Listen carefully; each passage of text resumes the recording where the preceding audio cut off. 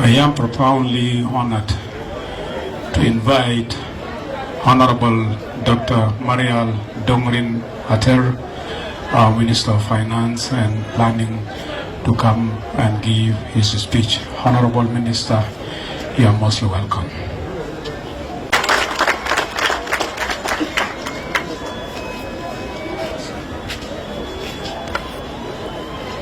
Thank you,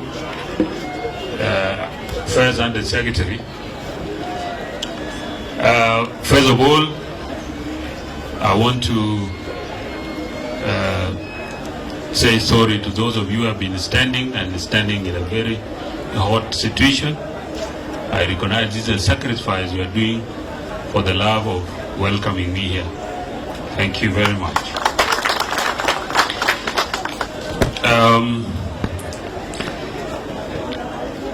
My colleague, the Honorable Engineer Daniel Chuang,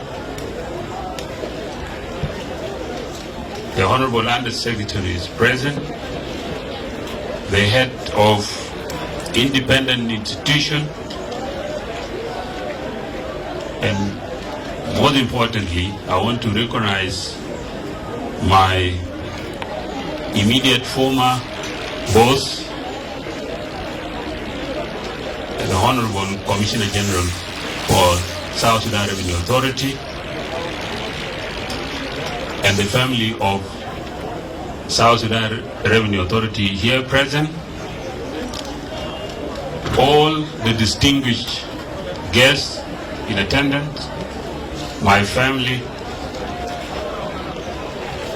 and all South Sudanese. Good afternoon.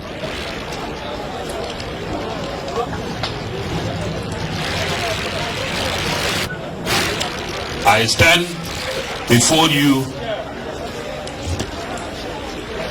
humble and deeply honored by the trust bestowed upon me by His Excellency General Salva Kiir Mayardit, the President of the Republic.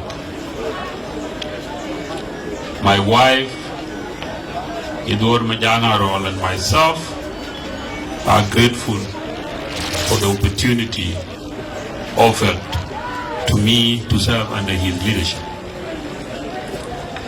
My appointment comes at a time when our economy is under pressure, making it difficult for the government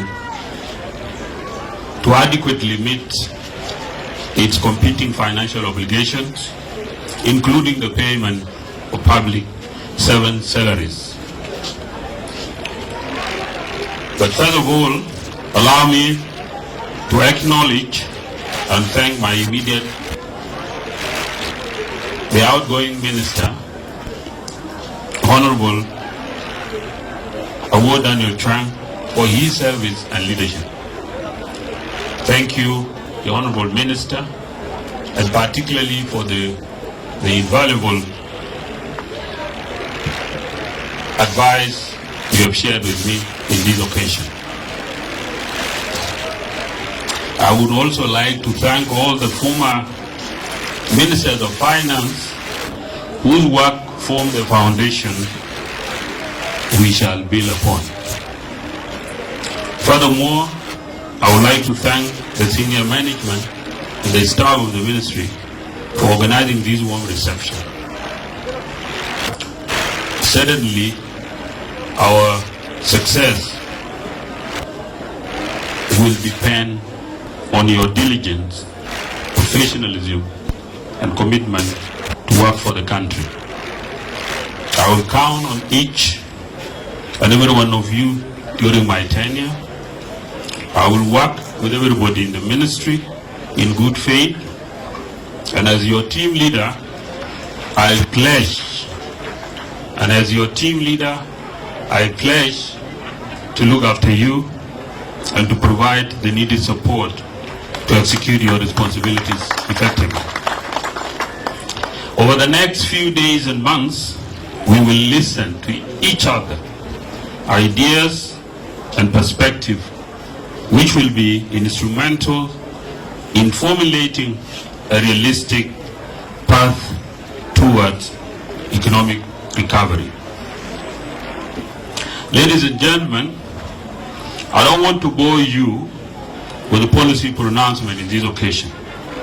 Instead, we intend to hit the ground running from today by convening meetings with senior management of the ministry and across economic sector institutions to commence devising immediate interventions to address our current challenges. The ministry will endeavor to keep the public informed. And therefore, your patience and support will be critical to this effort. It is worth noting that during the swearing-in ceremony, His Excellency the President gave a specific directive that must be implemented. They include payment of the public employees' salaries, increasing non-oil revenue mobilization, and consolidation of all government bank accounts. In this regard, however, I would like to highlight the steps we shall immediately undertake in coordination with the following institutions. One, the South Sudan Revenue Authority. The Ministry of Finance and Planning will revise upward and issue by the end of this week a new revenue target for the fiscal year 2024-2025. The board and the management of the South Sudan Revenue Authority to immediately formulate and execute the strategies to achieve the new target, and that will soon be communicated. In order to achieve the new revenue target, the South Sudan Revenue Authority will provide daily revenue collection reports in order to track progress and address any impediments in a timely manner. The Ministry of Finance and Planning will provide the necessary support to ensure a strict implementation of the ministerial orders suspending all non-statutory exemptions. For the Bank of South Sudan, the Ministry of Finance and Planning requests the Bank of South Sudan to provide a list of all government accounts at Central Bank and Commercial Bank with corresponding signatories. This information, once provided, shall form the basis for implementing His Excellency President's directive on consolidation of government bank accounts. We'll work together with the Bank of South Sudan to coordinate fiscal and monetary policy alignment to stabilize the market.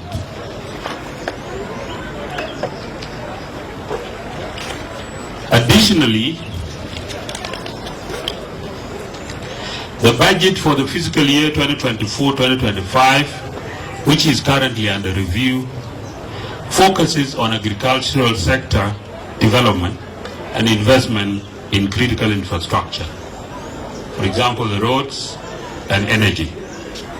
The government will prioritize financial allocation to these important sectors, which in the medium to long term will stimulate domestic productivity, self-sufficiency, and economic growth.